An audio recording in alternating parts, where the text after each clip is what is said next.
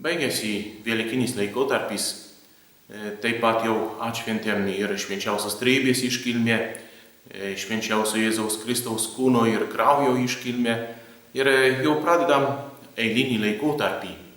Kažkas galėtų pasakyti, tai toks bespalvis, be reikšmės laikotarpis, tačiau mes gyvename šventąją dvasią, mes gyvename bažnyčioje, mes gyvename paskutiniu laiku.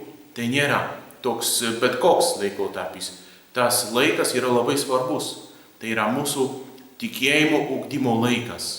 Ir būtent šiandien per Dievo žodį mes girdime apie tai, kad mes turime stipriai tikėti. Turime tvirtai tikėti Jėzumi Kristumi, turime savo gyvenimą Dievui pavesti, tik Dievui turime tarnauti, su Dievu turime draugauti, juo gyventi. Ir verta taip susimastyti kartais, nes tikėjimas tai yra kažką kita negu relingumas, negu pamaldumas, negu toks išorinis tik Dievo garbinimas. Nes žmogus iš savo prigimties yra religingas. Žmogus iš savo prigimties ieško tos aukštesnės jėgos, ieško kažko, kuris tvarko visą pasaulį, kuris sukūrė šį pasaulį, kuris tą pasaulį globoja ir turi didelę įtaką šiam pasauliui. Tai yra įskiepta į žmogaus prigimtį. Todėl mes taip, kaip pavyzdį galime pasakyti apie gamtos tikėjimus, apie gamtos religijas, kurios kreipiasi į kažkokias jėgas, į kažkokias stichijas, į kažkokius kūrinius šiame pasaulyje, ar tai saulė, ar medis, ar akmuo, vanduo ir taip toliau. Žmonės mato, kad yra per silpni, o yra kažkas stipresnis negu jie. Ir todėl dažnai žmogus nori per visokiausias apeigas, per visokiausias aukas, permaldauti, išprašyti savo pirmą arba apsaugos nuo kažkokių nelaimių, arba taip pat išprašyti kažkokių jam reikalingų malonių, jam reikalingų kažkokių daiktų. Kartais ir žmogus net nori laimėti tą palaimą, palankumą savo planams ir tada stengiasi kuo daugiau ir tam savo dievui, dievaičiui, savo tai aukštesnį jėgai kažką ir paaukoti.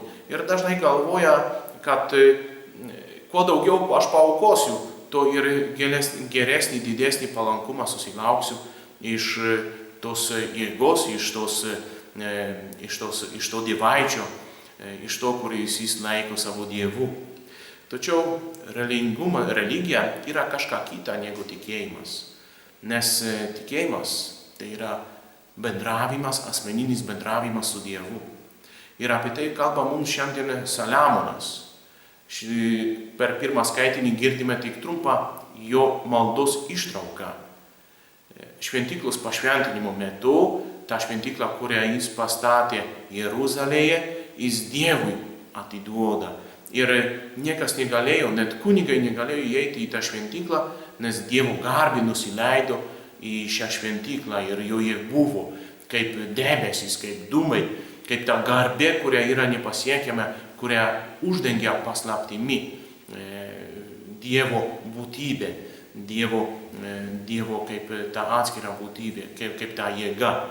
Todėl ir niekas negalėjo įeiti. Todėl ir Saliamonas meldžiasi: Dieve, leisk visiems prieiti prie tavęs, ir mano tautiečiams, ir svetimtaučiams, kad jie visi galėtų laimėti savo malonių, kad jie būtų šventi, kad jie atrastų tavo vardą ir tavo vardą garbintų. Tai jie ne dėl baimės, ne dėl kažkokios sėkmės turi pas tave ateiti, dėl tavęs. Ir tai yra tas tikėjimas, ta meilė, kuria pažadina žmogų veikti savo gyvenime taip, kaip Dievas nori.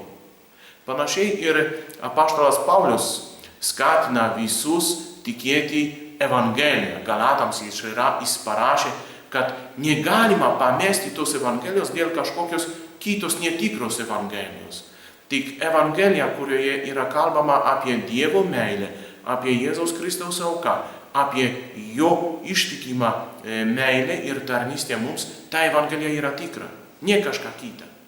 Taip pat ir Jėzus Evangelijoje rodo mums pagonį, šimtininką, kuris nebuvo izraelitas, o kuris tikėjo, jog Jėzus Kristus gali išgydyti jo tarną. Ir pripažįsta, kad jis nėra vertas, kad Jėzus ateitų pas jį. Jis pats neateina pas jį, siunčia kitus tarnus, prašo izraelitus pagalbos.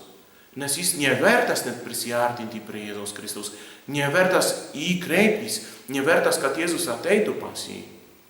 Jis mato, jog Dievas yra galingas. Taigi Dievas tai nėra kažkoks dievaitis ar kažkokia jėga, kurią galima sutalpinti į kažkokią vietą, kažkokią patalpą, į kažkokias remas, kažkokias apeigas. Dievas yra kažką daugiau. Dievas yra meilė.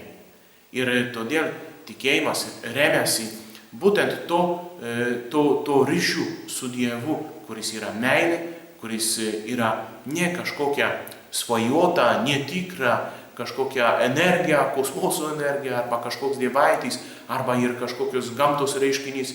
Dievas yra kažką daugiau. Jis yra asmuo, kuris myli, kuris laisvą valią kiekvieną iš mūsų ir sukūrė, ir pamilo, ir išgelbėjo, ir kuris nori būti mūsų tarpe. Todėl tą Dievą, kurio neapglėbia visas pasaulis, gali ateiti ir apsigyventi žmogaus širdyje per tikėjimą. Todėl sveikinu visus, kurie nori gyventi tikėjimu ir linkiu jiems, kad Dievas gyventų jų širdyje. Sveikinu visus su pranciškonišku šūkiu taika ir gėris.